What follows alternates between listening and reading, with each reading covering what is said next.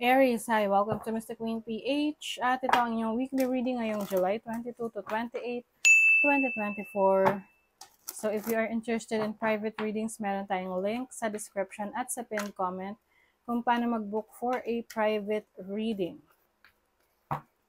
So let's see, Aries, what is your overall energy? Wow! The Magician, the Great Manifestor. Mukhang meron kami na manifest ngayong week na to, na alam mo, confident ka sa sarili mo na magagawa mo yun. You can make things happen. This is also stepping into your own power. Alam mo yung kakayanan mo, alam mo yung talento mo, yung abilidad mo, and that will give you confidence. So your challenge is the High Priestess, which is your instinct, your intuition. May mga pagkakataon na hindi mo pinapansin yung instinct mo. Oo, maaari kasing nagiging focus ka na sa resulta ng mga ginagawa mo. Tapos minsan may signs na, oops, hindi dyan, dito ka, pero hindi mo pinapansin. Okay, let's see your challenge. You have the Four of Swords. Opportunity pala to. So, I think you have the opportunity to take care of yourself, no? Pagpapahinga. This is taking a rest, taking a break. O masyado kasi kayong naging busy or ang dami niyong ginagawa. Kaliwat kanan, sabay-sabay. So, you have the opportunity to bigyan ng katahimikan yung sarili mo muna. And heal. So, kung kayo ay nagkaroon ng health issues, you have the opportunity to heal from your health issues. So, your blessing is the Queen of Wands. So, this is your energy as well. Babalik yung inyong sigla. Oo. Lalo na kung kayo ay nagkaroon ng sakit in the past. So ngayon, pag nakapagpahinga na kayo, babalik uli ang inyong sigla. So yung iba naman sa inyo, mas magiging creative kayo. Marami kayong mga ideas ngayon na gusto nyong gawin. Isa katuparan. Yung iba sa inyo kasi, ang isa sa challenge nyo is kung paano manahimik.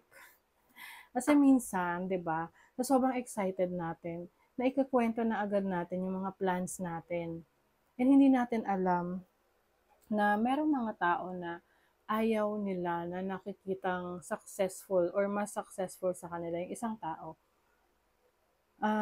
So, ang ginagawa ng iba, jinx, okay? So, I suggest if you have plans, may mga plano ka, keep it to yourself, okay? Tago mo muna yan. Sa sarili mo lang muna. Saka ka mag-announce kapag, ayan na, na-achieve mo na. Para, gugulatin mo sila. What is your money, career, finances? You have the Page of Cups, the Three of Wands, and the Wheel of Fortune. Wow! Nagsimula sa isang maliit na pangarap at ngayon ito ay umuunlad. Lumalago. So yung iba sa inyo, nagsimula, you started small pagdating sa business. But ngayong week na to, you will see progress, you will see changes. Things are moving forward, delays are over. Okay? Maaring yung hinihintay mo na package, shipment, galing sa ibang bansa about your business, no? Or importante na makina na gusto mong mabili or in order mo, parating na, para makapagsimula ka na sa negosyo mo. Yes. This can also mean sa career mo, kung meron kang sinisimulan ngayon na trabaho, unti-unti nakikitaan ka ng potensyal ng iyong boss. Maaring mas binibigyan ka ngayon ng atensyon dahil nakikita nila na, uy, may potential to si Aries. Workstation. Kung iba sa inyo, lilipat na kayo ng workstation, mas malaki, mas maganda. Someone is willing to help you, assist you in whatever you want to achieve in your career, your finances, and your business. Your love life. Oy, the Chariot. The Three of Cups reverse. Okay, so yung iba sa inyo, um, medyo magpo-focus kayo sa inyong person. Oo. Focus muna kayo sa person nyo. Kumbaga, diretso ang tingin. Lalo na kung kayo ay nagiging mabarkada or naging mabarkada nung nakaraan. Or not actually mabarkada, but you were going out often, no? In the past. So, I think ngayong week na to, babawi ka sa person mo. At sasabihin mo na, okay, I will spend more time with you. Ayan. So, kumbaga parang ibinabalik nyo ang init sa inyong relationship. May abundance o healing. Yeah.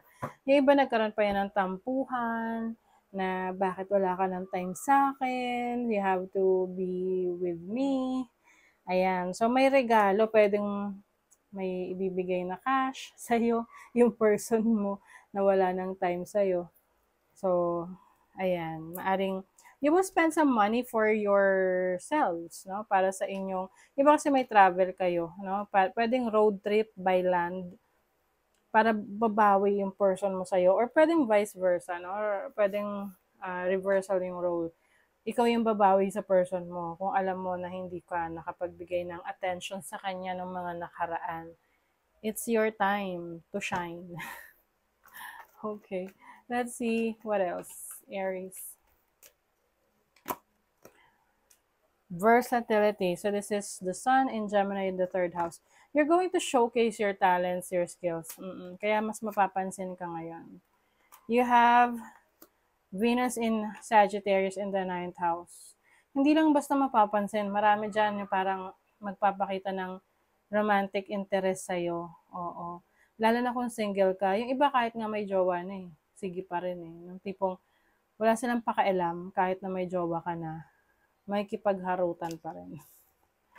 Okay, you have Mars in Pisces in the 12th house. Saturn in the 3rd house. Yeah, ito yung, I think this is the escape that you need to have more time with your partner.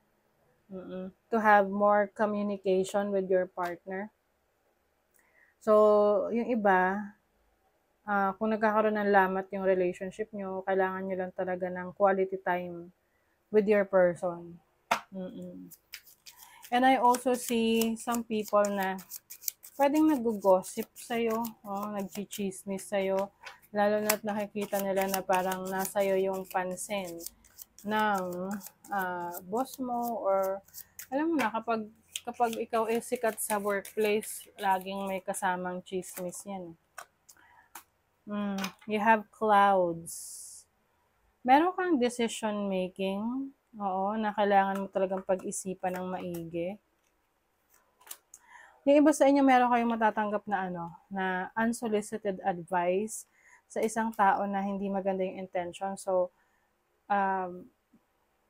maaring iwasan nyo yung parang pagtanggap ng advice sa iba na hindi ka naman sigurado. Kasi pwedeng, itong person na to gusto ka lang mapahamak.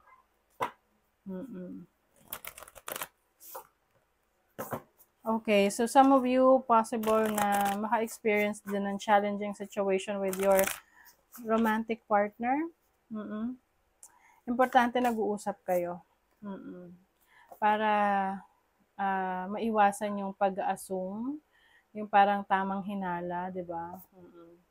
So peace. Just because some people are fueled by drama doesn't mean you have to attend the performance. Make your life a drama-free zone. So iwas ka sa drama, no? Kung hindi naman ikaw yung pinagchichismisan sa work at nakikita mo nagchichismis sila about others, iwasan mo na lang kasi para hindi ka na madamay sa gulo. Breathe. The calmer you are, the more time slows down, and the easier it is to get everything done. Ayan. So, hindi ka masyadong magpapa-apekto sa gulo sa paligid mo. Kasi meron kang sarili mong buhay na kailangang asikasuhin. At for you, importante sa yung peace of mind. Okay? So, that is your reading, Aries. Thank you so much. Bye!